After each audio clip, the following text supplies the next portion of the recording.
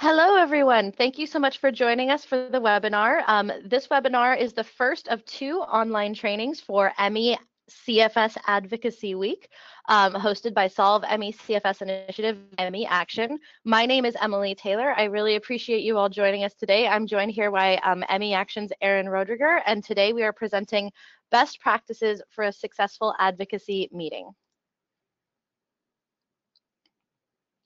So as I mentioned, my name is Emily Taylor. I'm the Director of Advocacy and Communications for the Solve ME CFS Initiative.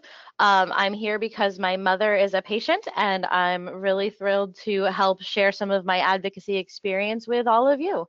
And it's also my absolute pleasure to introduce my colleague, partner, comrade in arms, partner in crime for this event. This is Erin Rodriguer.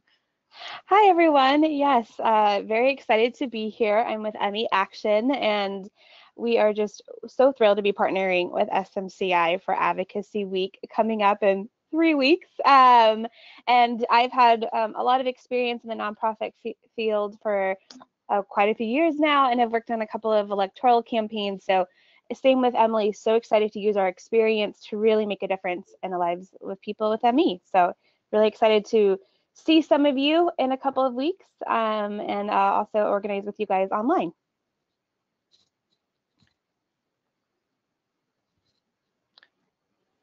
Wonderful. So Erin, would you like to just walk us through today's agenda really quickly? Yeah, thank you. So as you can see, we have 5 little areas that we'll be touching on. The first is kind of discussing with who you'll be meeting with, so your meeting targets, the general overview of what a congressional office looks like and how it operates. Second, telling your story, how to really turn your experience and your passion into change. The third one is getting prepared, tips and tricks to prepare for your meeting, either in DC or if you're doing a local district meeting. And then second to last is best practices, really how to get the most out of your meeting and make it successful. And the last thing we'll be talking about is a sample meeting, so to really give you an understanding of what it would look like. So a walkthrough of what an outline and how the meeting will go. And then again, as Emily mentioned, we will have questions after. Sounds great. So if everybody's ready, we'll put in our training caps and dig right in. So I'd like to begin with meeting targets. This is a general overview of sort of what to expect in the offices of your members of Congress. So I used to work in a congressional office. I was an intern in Representative Costa's office back in the early 2000s. It was my first it was my interim job on Capitol Hill after I was a fellow at a think tank, and then I ended up working as effectively a lobbyist for state governments. And that was all, of course, before my mother got sick, and I came back to California because she needed a caretaker, and I was unable to be so far away. But anyway, in that time, I learned some really interesting things about the structures of congressional offices, and I'd like to share that with you now so you can feel more comfortable as you begin your meeting process to advocate for ME. You'll see here on the left is a general congressional office structure. Folks who work in a member of Congress's office generally fall into 3 categories.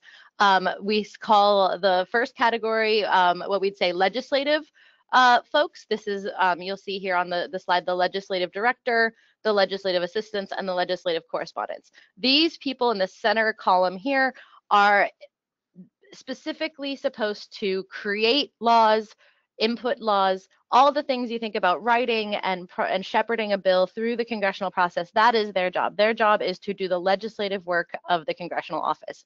There's also folks here, you'll see under state district director, field representatives, and caseworkers.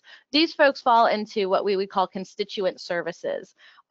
This is folks who contact their congressional office because they're having a problem with some level of the federal government in their individual capacity, and they're looking for help navigating the system. And that is something that your congressional office is supposed to do to help you navigate the federal government. They're your representative to the federal government.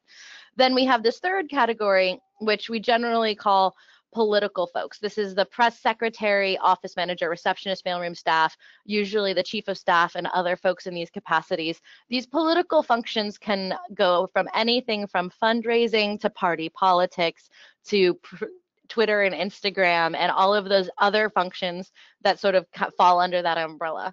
Now, as you see on the left, normally, excuse me, there's an expectation that these are very divided, that legislative folks do legislative work, politics folks do politics work, and constituent services folks do constituent services works. On the right, you'll see the reality of congressional offices is much messier. Often these tasks are overlapped or intertwined, that there's interactions between all of these, and so legislative folks aren't just doing legislative work, they're all managing fundraising activities or various other things, so it's all sort of intertwined. So when these folks seem a little frazzled or sometimes pulled in 16 directions, is because the work that they're doing really is pulling them in those kind of directions. So one of the things that's really helpful as you take your meetings with congressional offices and their staff through CFS Advocacy Week is to kind of keep in mind that that these folks are wearing multiple hats. There's a lot of interactivity between all these people. So even if you get the person that you think, oh, I'm speaking to a field representative, they're not in the right section, they often advise or actually are handling different pieces of the workload that may not be in that quote unquote constituent services area. And the other thing I'll advise you is that a lot of these offices, it's all very individual, up to the member how they organize their own office. If there's a particular staffer that they feel they want to lean on more, even though their job title might not indicate, they might be actually doing different functions because of that individual's capabilities or the member's trust in them. So while this is sort of a general blueprint for what a congressional staff will look like, each individual member will organize their office differently. And so some folks will have job titles that aren't even on this list because that's how the member chose to organize their office. So this is a general guideline, knowing that each member will have a different specific flavor of how they like to structure their office. So the second I would like to follow up with, who are congressional staff? Who are the people that you'll be talking with during CFS Advocacy Week? And you may be very surprised. Most members of staff are actually very young. The average congressional staffer is under 32 years old. There was a very humorous quote that was very popular when I was on Capitol Hill from a news reporter who realized how young all of the staffers were and said, he said the average American voter would lose it if they found out the entire country was run by 24-year-olds. And there is some truth to that. It takes a lot of energy, it takes a lot of drive to be a member of Congress's staff, and so most of these folks are actually very young. So if you do get a person that you speak with who's very young, that doesn't necessarily mean they're very junior. It's just everybody who works in this role tends to be on the younger side. Also, these folks are very connected. Congressional jobs are often and largely based on who you know rather than what you know. So these are people who, for whatever reason, have chosen a path in politics and usually have someone in their network that's helping them on that journey. So networking is always key when you're speaking with congressional staffers, especially when you're making those district connections. You never know who that person knows and how they might be helpful. And lastly, people are new.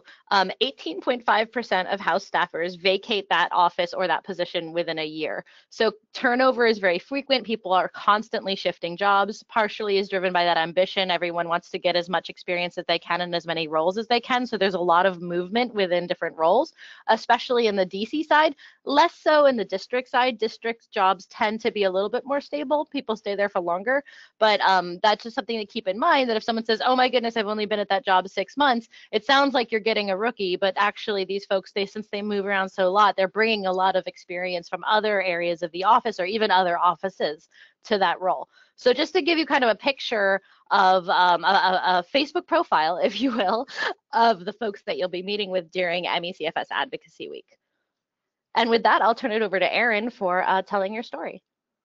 Yeah, thank you, Emily, so much. So one huge part of your meeting that you'll be going into is really, you'll give some general facts about ME, but also then it's telling your story.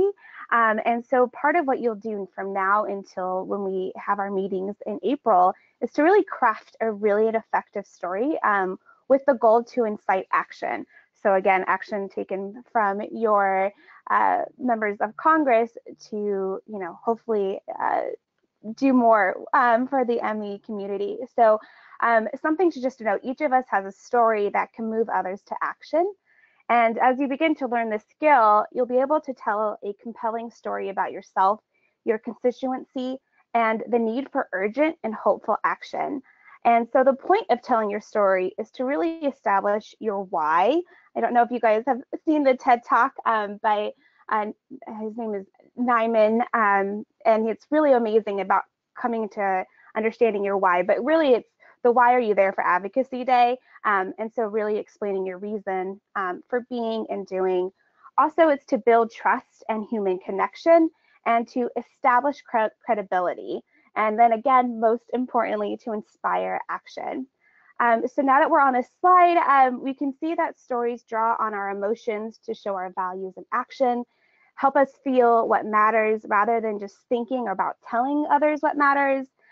Because stories allow us to express our values and not as just abstract principles, but as lived experience, they do really have the power to move others.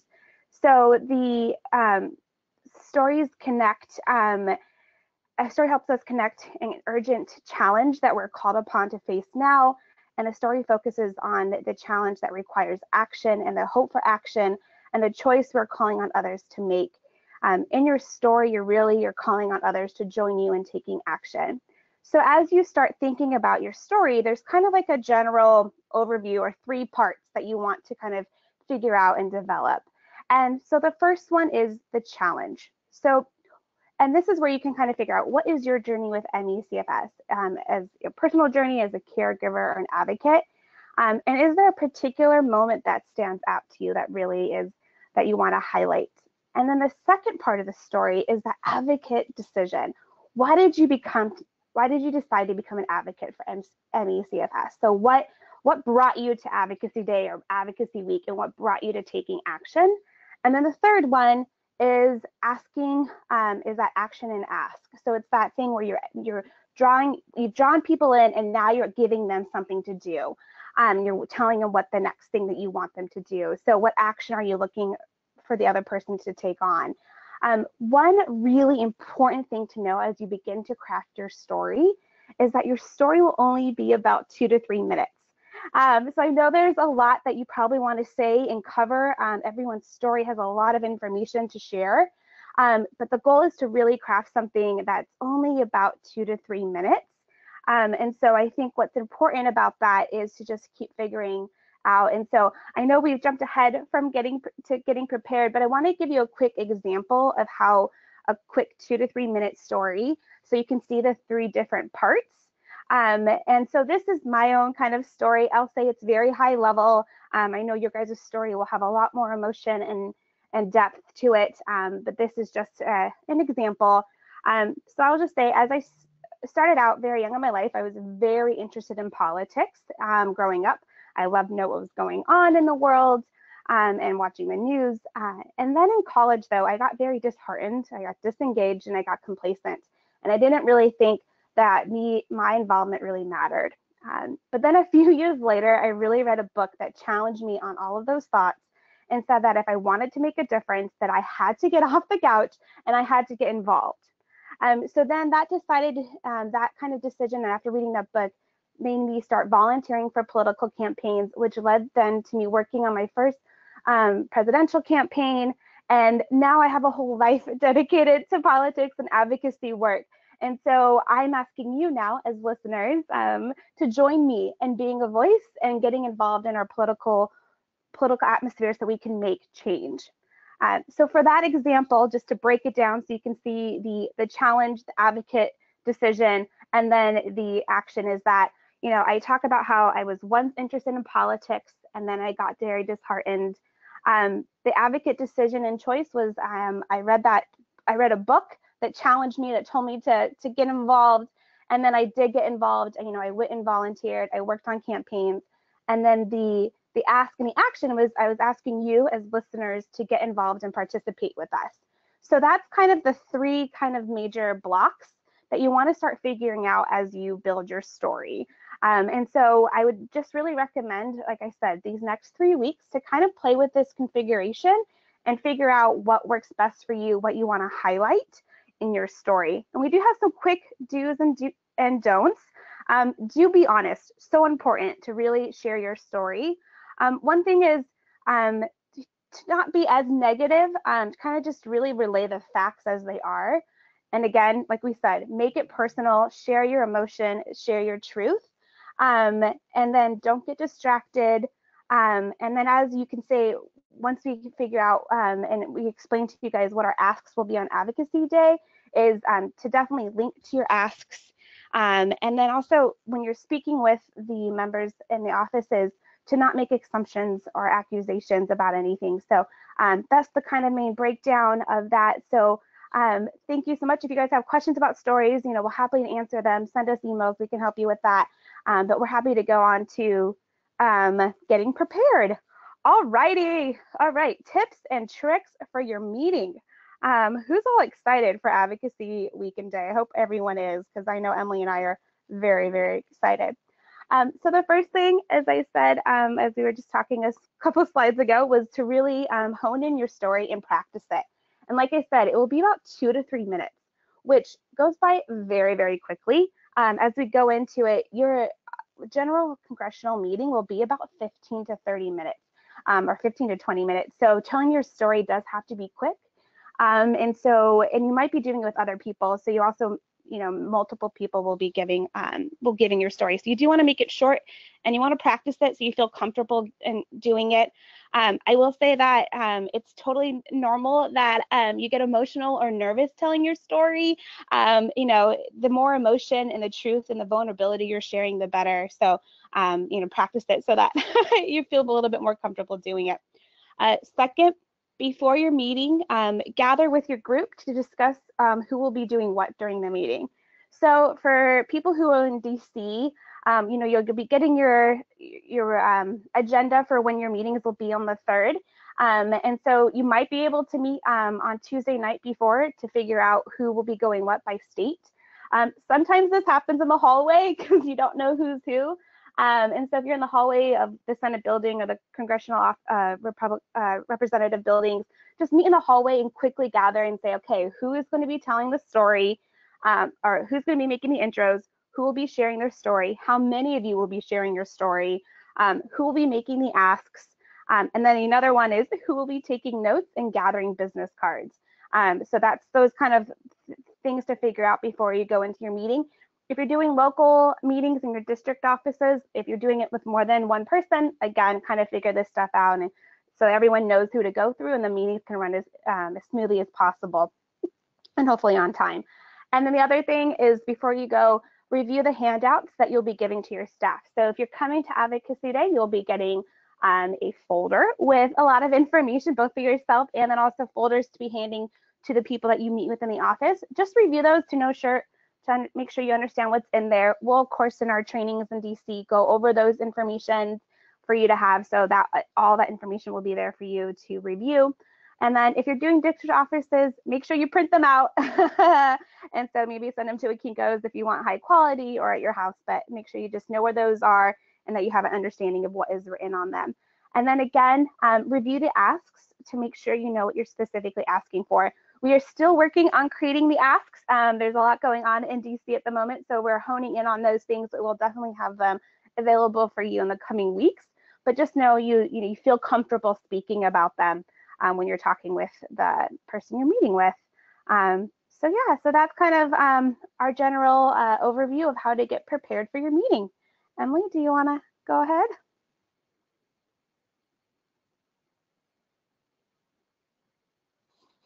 Absolutely. Sorry, there was just answering a couple questions that popped up. So thank you all for that and thank you, Erin. That was a great description of your story and getting prepared for your meeting. I think a lot of folks are touching on some items. I'm just seeing the questions that are coming up that are related specifically to DC. So our goal with this presentation is to talk about some of the general best practices for meetings in a broad sense, because some people are holding local meetings, some people are doing phone-based calls and meetings. Some people are doing online actions. So this is a broader summary of kind of advocacy on that whole level for folks who are inclusive for folks who are local and in DC. And then our next webinar will go a lot more into the details and the logistics of our DC attendance as well. So I'm just trying to give you a sense of where we're heading. So now I'm going to touch on meeting best practices, how to get the most out of your meeting with your member of Congress or your congressional office. And so we'll start with, just as Erin already described, it's okay to be nervous, especially if it's your first meeting. These folks who you're meeting with, these staffers and even the member themselves, they are very accustomed to kind of how intimidating they can be, and they're very welcoming, they're very understanding. They do this day in and day out, and they understand, and they actually receive a lot of sensitivity training about how overwhelming this can be if it's not your regular day-to-day. So these folks are, so don't worry if you're nervous. It's okay to be nervous. They're very warm and accepting, so don't feel like you have to put on airs or impress these people. You're just there to be as Erin said, to tell your truth, to be your genuine self, and to communicate with these people, human to human. So the second kind of tips about being best practices for your meeting is read the materials if you can. We'll be providing on the website copies of the congressional packets that will be going out in DC as well. So it's a great opportunity just to read them, to get familiar with the talking points. It just kind of makes you feel more comfortable in the meeting. And the lastly is relax. You don't have to be the expert. In fact, that's exactly why Erin and I are here. We're here to help you and support you. And it's our job to do that heavy lifting, and it's your job to tell your truth. So don't feel like if there's some question that comes up with some acronym that you don't understand, referencing some government program that you've never heard of, don't worry about that. That is not your role. So if the questions do come up, again, just write them down and pass them along to Erin and I. It's our jobs to be that expert, and your job is to just be comfortable and to share your story and to make that personal impact. So just quick touches on best practices during your meeting. This is when you're meeting face-to-face or having a phone conversation with a member of Congress or their staff. Be positive. I think there's a tendency, and I think these offices often hear a lot of long, difficult sagas, because if you're meeting with these people, you're obviously things are not okay. If everything was okay, you wouldn't be in their office. So they know that there's something wrong, and they understand that. And so that's sort of a given, as the nature of the meeting is that you're trying to correct something that's wrong. So try to be positive when you're telling that issue. Don't sugarcoat it. You don't want to make it sound like it's worse or better than it is. You want to be, as Erin said, tell your truth, be honest and authentic. But it's not a event session. It's there to really have this as Sergeant Friday would say, just the facts.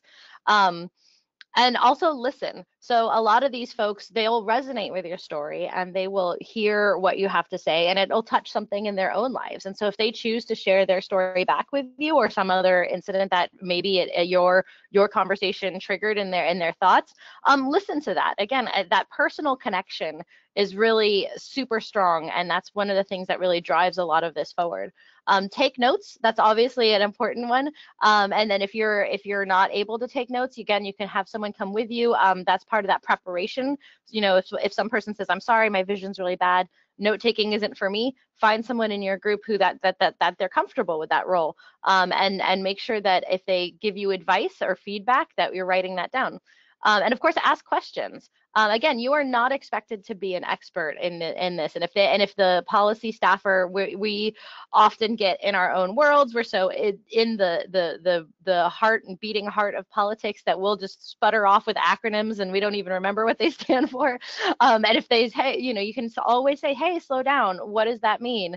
I'm not familiar with that program. Can you explain that?" So again, these folks ultimately serve you, and if they say something that you don't understand, or they're speaking too quickly, you're totally put up your hand if you have to and say, "I'm sorry, could you repeat that, or can you explain what that means?" And then these are a couple insider tips and tricks. This is stuff that I've kind of learned the hard way. So learn from my mistakes. The first is correct with kindness. I've had those circumstances where And it makes me angry even now where, oh, are you sure that your mom didn't just, her thyroid wasn't low, or, was she really tired? I'm tired too. And you have to take that little bit of breath, and I try to correct with kindness. So things like if they say, oh, I'm tired too, I'm like, I understand that you're tired and I know your job is very exhausting, but I'm not talking about tired. I'm talking about exhausted on a cellular level because these people are very sick, or my mother is very sick. Try to make it personal. That's one thing I'm jumping ahead to bullet point 4, but definitely make it personal. If you can connect that to a very human moment as opposed to speaking in the broad royal we sense, that's really a helpful item, as opposed to saying people with ME/CFS are very sick. My mother is very sick, my friend is very sick, my daughter is very sick. That's a really great way to just really bring that point home. Make eye contact. This is one that is sometimes challenging, because I did an exercise at one training I went to at the Genetics Alliance, where they had us partnered up with a random stranger from the conference, sit down and look them in the eyes for 5 straight minutes. And it's amazing. It's awkward at first, but you really connect with people, even strangers that you just make that eye contact with.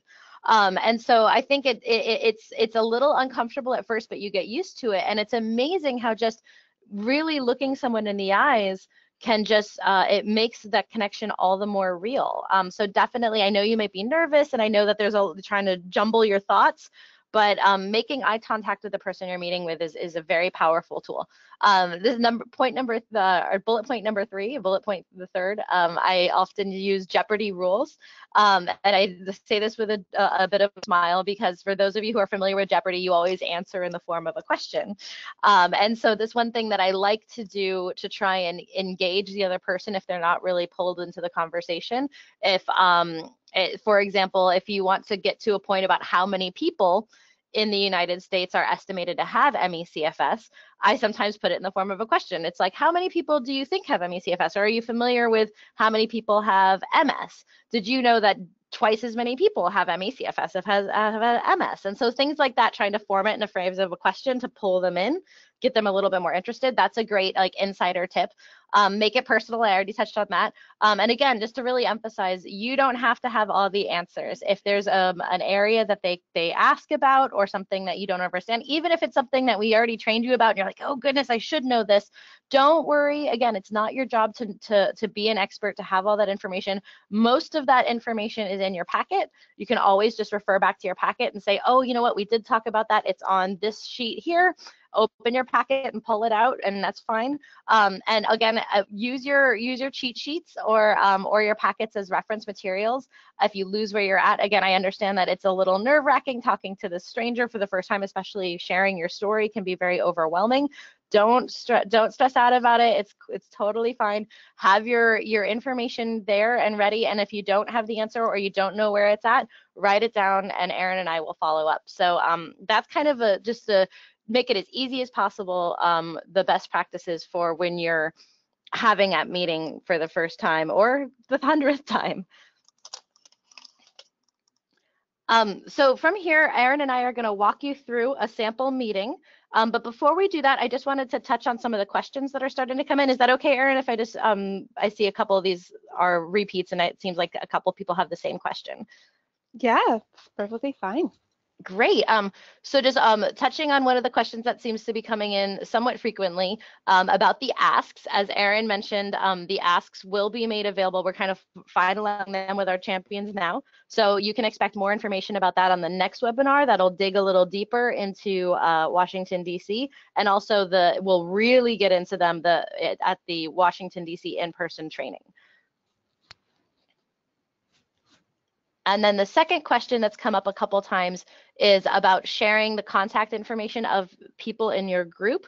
I just want to say that we are very dedicated and very, very aware of privacy, and privacy policies are something that are both of our organizations hold to very highly.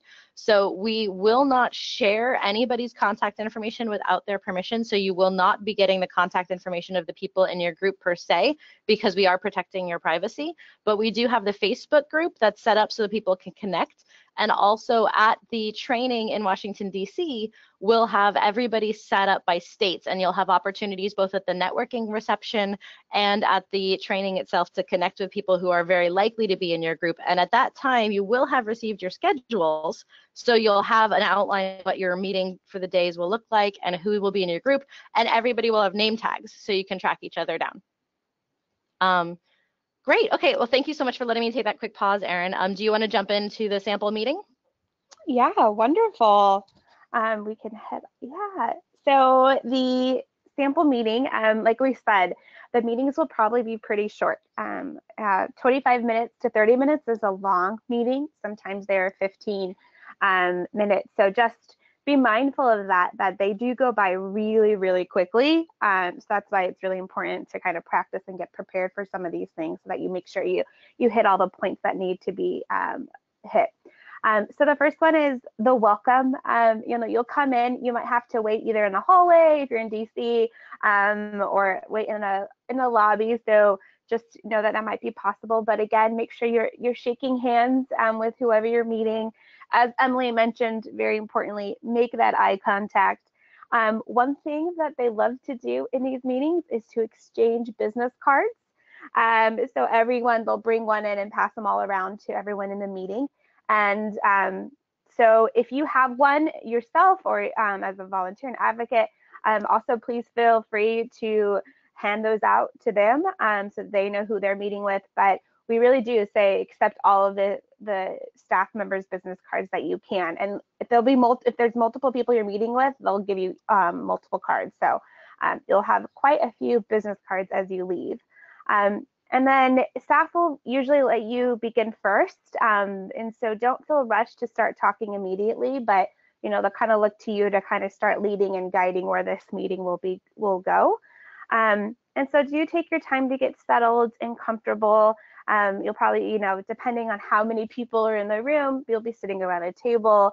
So make sure, place your notes where you want to see them and everything, and get your paper and pen ready for the meeting. So that's really what I have there. And then also, so kind of how a structured timeline out goes is that you'll come in, you'll shake your hands, you'll say thank you so much for meeting and talking. They'll probably ask, how long are you here for? And you'll just make that general small talk that we're all familiar with.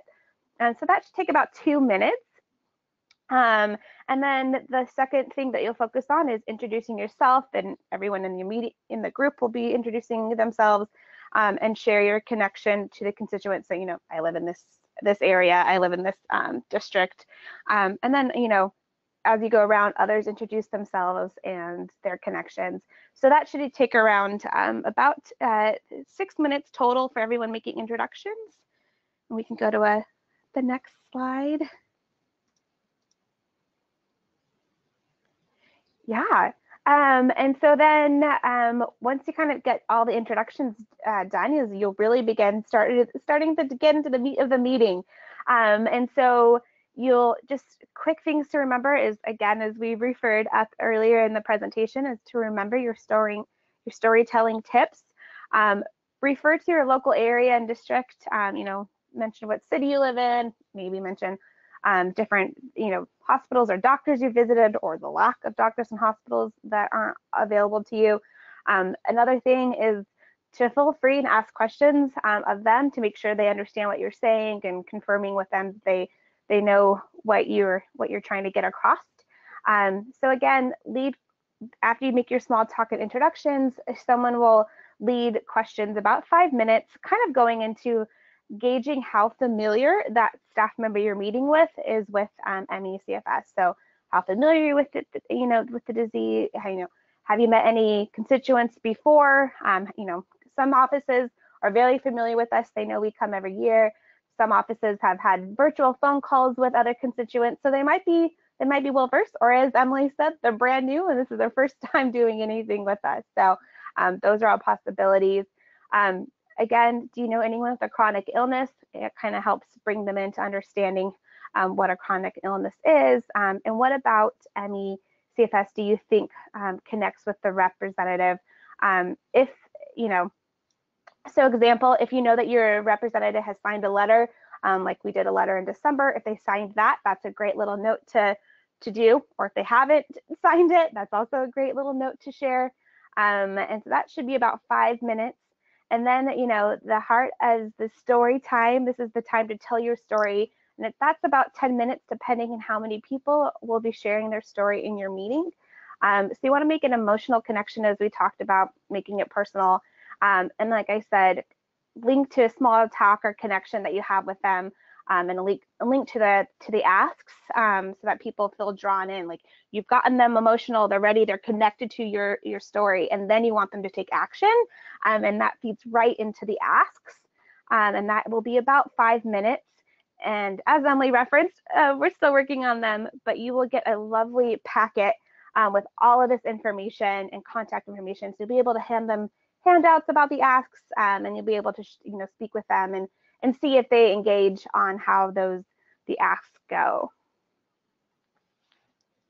Yeah. Wonderful. Well, that covers a pretty broad overview of feeling a bit more comfortable and kind of the basics of what to expect during a congressional meeting, along with a sample outline to kind of give you a sense of how to get started. So now is a great time to touch on questions. There's definitely a lot pouring in. So I'm going to try to generalize them, because some folks have asked some very specific questions, but I'm going to try to address all of these broader issues. The first one I think is very easy. Will these slides be made available after the presentation? Absolutely.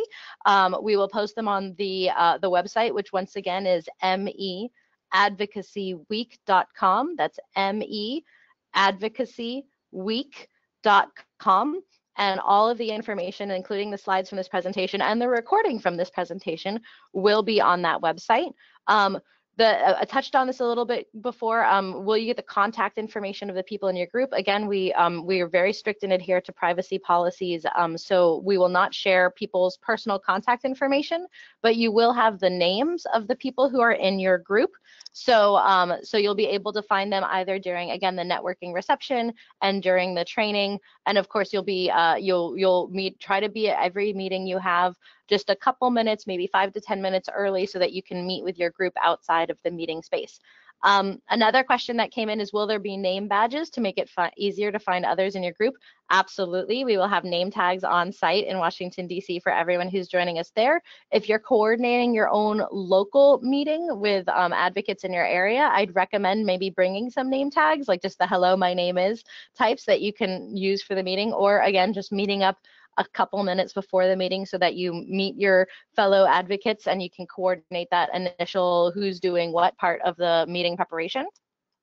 There was a question about printouts. So for those of you who are joining us in Washington, D.C., we will have your congressional packets and your personal participant packets all ready to go. All those materials will be provided for you.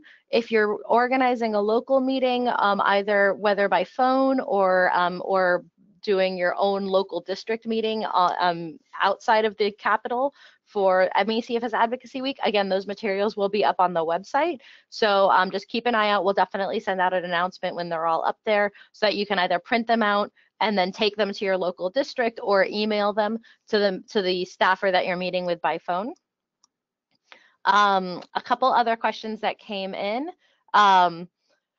An issue we ran in last year were buying objections. So I think if you get pushback in terms of what the ask is, again, you're not expected to be an expert. And so if they give you a common response to pushback that we get is, well, I don't sponsor one disease over another. All diseases are equal to me. That's something we hear pretty common. Again, just kind of write that down. And I know that's a little awkward when you get that in the moment. You're just like, well, but don't let it stress you out. If you just kind of continue with your presentation, a common response to that is, yes, but our disease has different needs and has really been not addressed in a way that's appropriate, and the people are still suffering for decades. And so we do need to change how we're approaching this, because if we don't, we're just going to continue down the same path, which is unacceptable. So that's one example of how to push back. But again, just kind of note that pushback, and then feed that information through your reporting forms to Erin and myself, and then we'll approach them with the kind of more advanced and drilling down into the specifics to address that office and their issues specifically. What organization can be, sorry, this is another question. What organization can be aware of or utilize to find out our lobbying partners with preparation time? So by lobbying partners, I assume you mean your group. So groups are set up primarily by state, but because some folks are representing other states by proxy, you'll kind of group together and then peel off to do a different meeting and then come back together. So I'm just going to pick a random state. Let's say you happen to be from Utah, and you are meeting with your representative from the state of Utah and your 2 Utah senators, but you're also representing your sister, and your sister lives in Colorado.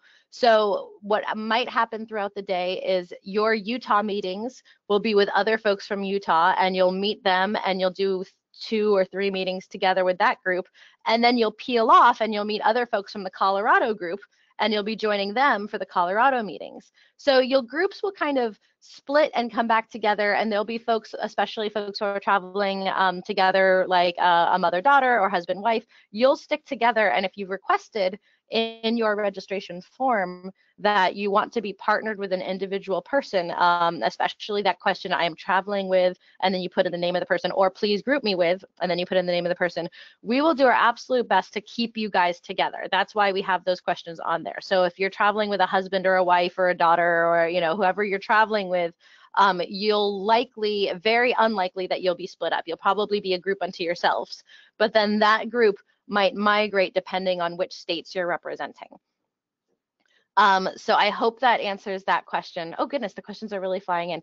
Why don't I pass this question to Erin? Is that okay? This question is, will people not representing ME be in the room during your meeting?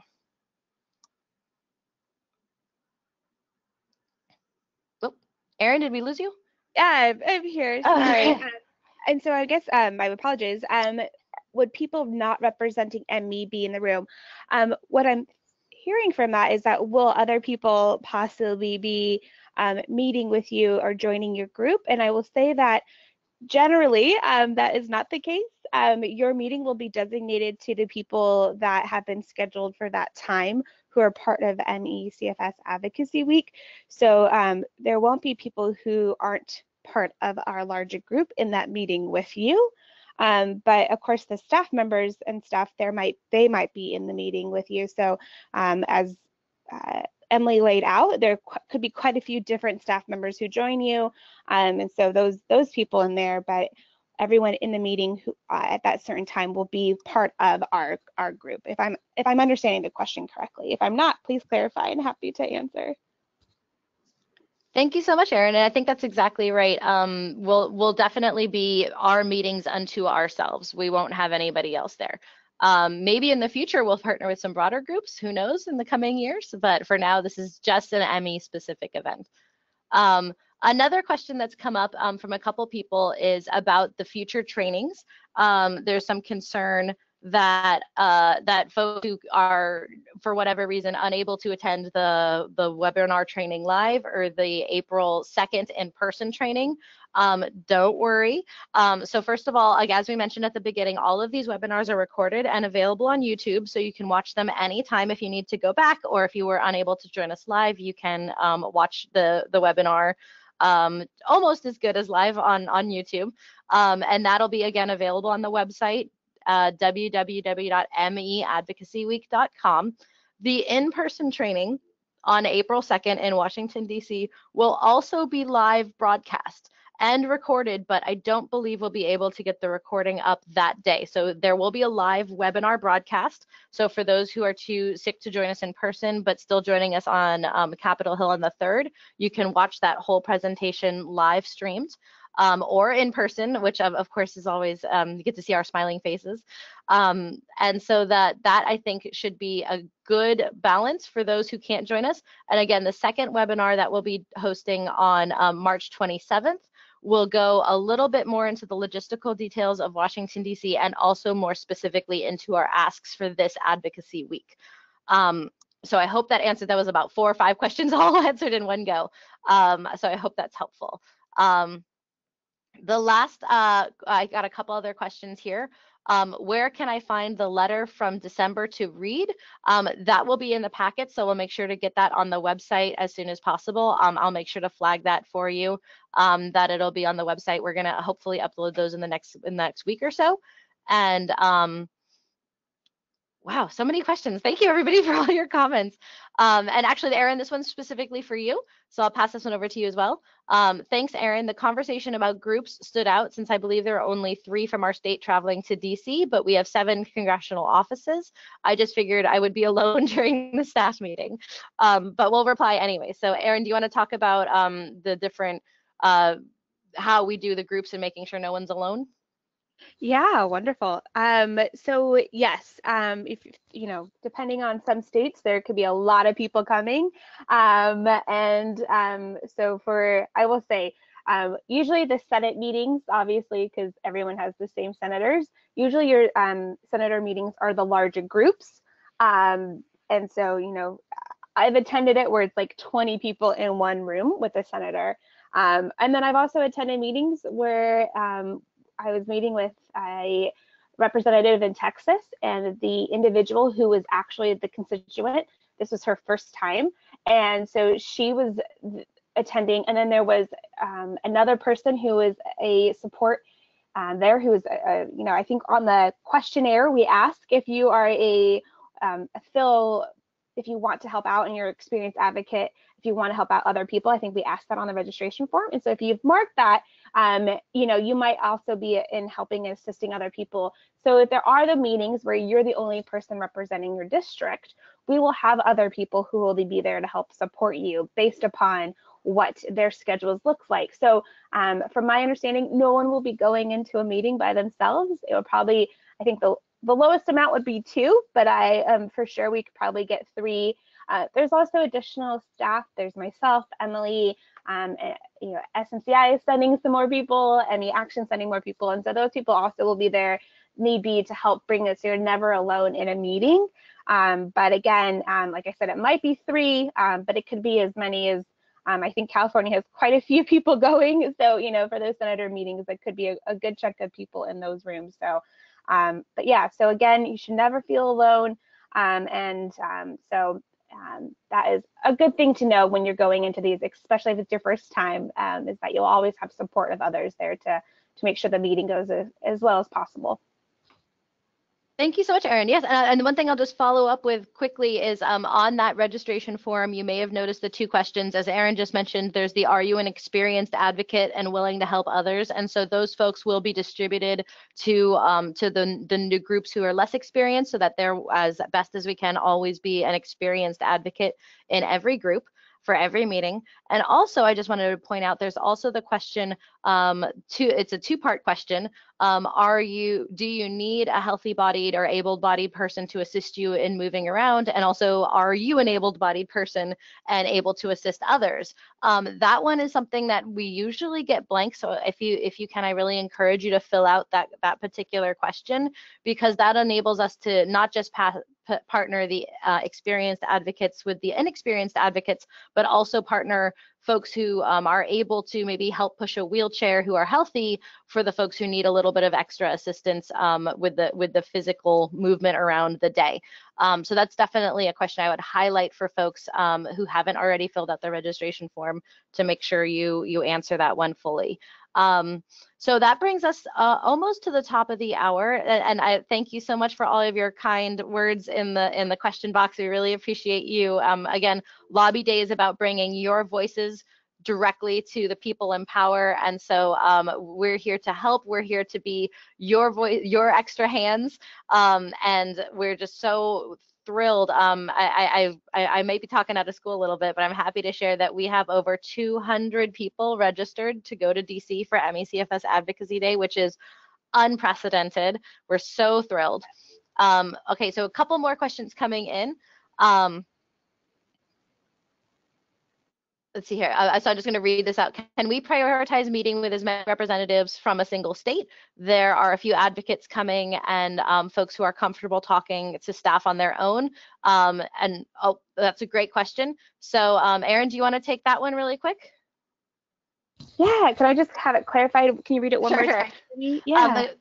If we don't mind being alone, can we prioritize meeting with other representatives from a state if there's a few representatives and one person feels comfortable taking meetings by themselves? Yeah, so we are working with a company to help us schedule our meetings. So you'll, if you are comfortable being by yourself, I would say hopefully you flagged on your registration that you are, feel like you're an advanced advocate or experienced advocate. And if you're comfortable being by yourself and representing, let us know. Email us at, I think our email address was on the very first page of the, we're going back to get it. I think it's ME and then it's ADV week at gmail.com. And so you can email us that information. I think one more slide back. There it is. Yeah, MEADVweek19 at gmail.com. Email us and let us know if you are interested in representing by yourself. But again, we are working with a company to do the scheduling. And so based upon what is available and what that is, that they kind of manage that side of the side of it, but we're happy to pass that information on to them. Absolutely. Thank you so much, Erin. And then one other question that came in about wheelchair accessibility. So for folks who utilize wheelchairs, we're actually including a specific map in your packets that's all of the handicap accessible pathways and entrances around Capitol Hill. And so we definitely encourage you, and even if you don't normally use a wheelchair, but this is a day that's a lot on your feet. So even healthy folks, I think, could use a little help, and wheelchairs are most welcome and accessible. We do ask you to let us know if you're using a wheelchair so that we can flag the offices that you're meeting with. Last year, we did run into a problem where one office scheduled a non-handicap accessible space. So we want to make sure that we tell the offices that they need to be handicap accessible so that you can access your meeting. And secondly, this is new this year, we have actually found a couple wheelchairs that we will have available on a rotating basis for our group. So stand by for more information on how exactly those will access. We have some healthy volunteers who are going to funnel them to our base camp room, which is at Cannon 121 this year. And those wheelchairs will be available throughout the day as needed. And so I know wheelchair rentals can be very expensive, but we'll have a couple available for the day of for people who need them. Oh my goodness, thank you all again for so many questions are coming in. Another question came in, do you need a shoulder tote for packets, etc.? We actually, yes, and we will be providing you with a little tote bag that will be able to help carry your packets around. I recommend traveling light because you do need to go in and out of security, and again, it's a long day. Carrying stuff is always difficult on your shoulders and back. So I would say carry just what you need, but we will be providing you with a tote bag that can help you carry those items. And then another question that just came up, are the buses running back to the hotel? And the answer to that is unfortunately no. The buses are running to the hotel, and then folks will be making their own way back depending on what time they leave. Again, everyone's meeting schedule is individualized to their particular legislators. So some folks may have all of their meetings in just a couple hours, and then they're just done and want to go back to the hotel. And some folks may have meetings spread out throughout the whole day. So it really, and unfortunately, we are just subject to the whims of our members of Congress and their scheduling. So we do our best to make requests to make our meetings accessible and minimize the walking primarily as much as we can. But sometimes those things are just out of our hands. So we did keep the schedule throughout the day very flexible for folks who may need to just leave early because they happen to be done earlier. And then there's another question about walking to the shortest path. Yes, definitely there. And is there an app to navigate in real time? I'm not familiar with an app to navigate Capitol Hill, but now that you mention it, I'm sure somebody's done it. So I'll do some research to see if there's one available. When it comes to using your mobile devices, we will have a mobile tool that will be accessible through your email address and login that'll allow you to mobily access your personalized meeting schedule. And this will be updated in real time, which definitely can be a challenge because, again, we are subject to the whims of Congress. And if the Congress member is running late or they've decided to reschedule the meetings the day of, which often happens, those updates will be going straight to your phone and to your email address. So if there is any changes that hit us blindside on the day of from the Congress member's office, you'll have your app, or not an app, but your mobile tool available real time with your custom login so that you can see your individualized meeting schedules. Okay, I just want to be respectful of time, so I'm only going to take one or two more questions. Gosh, there's so many. I'll make sure to send follow-up answers. And of course, you can always email us again at meadvweek19@gmail.com if you have more questions. The last two I'm going to take is, our hallway yoga mat breaks okay? Absolutely. One thing I always like to remind folks is, even though it may feel like you're walking into some sort of foreign land in the buildings of Congress, they are in fact public buildings, and they are in fact your buildings. These members and their offices and their staff exist to serve you. So if you need to take a yoga mat in the hallway and lay down, that is your hallway to lay down onto. That being said, we do have the base camp room, again, available all day in Cannon 121, and that room will be equipped with a couple cots and blankets and pillows for people to lie down. It'll have some coffee and refreshments for people to refuel. And so definitely, if you need to lay down in the hallways between offices, do so. But if you have a bit of a longer break, you'll probably be more comfortable back at base camp. And then last question. Oh, that's so sweet. We couldn't do this without you. Thank you, guys. Thank you. That makes me smile. Wonderful. Well, any questions we didn't get to, I will definitely share with Erin, and we'll send responses back through the Gmail account. Erin, do you have any final closing thoughts you'd like to share? Well, just again, thank you all for taking the time today to join us. And for those of us who we will see in DC, we'll see you so soon. And I look forward to meeting a lot of you and putting faces to names. And those of us who are of you taking action from home or from wherever, we are so appreciative. As Emily mentioned, it's really an opportunity to bring our power to DC and, really ask our representatives and senators to do more on our behalf. So really excited about the coming week and the action that we can take. So thank you again for all of your time. Absolutely. Well, that brings us to the top of the hour. Thank you so much, all of you, for joining us. Again, this webinar will be recorded and available on YouTube. Please email us at meadvweek19@gmail.com if you have any questions. And of course, all of the information, registration forms, the schedules, calendars, videos, everything is available on that centralized website, www.meadvocacyweek.com. Thank you so much for your time. Thank you so much for joining us. Thank you so much for sharing your voices as part of our effort to fight for ME. Thank you all. Have a wonderful afternoon.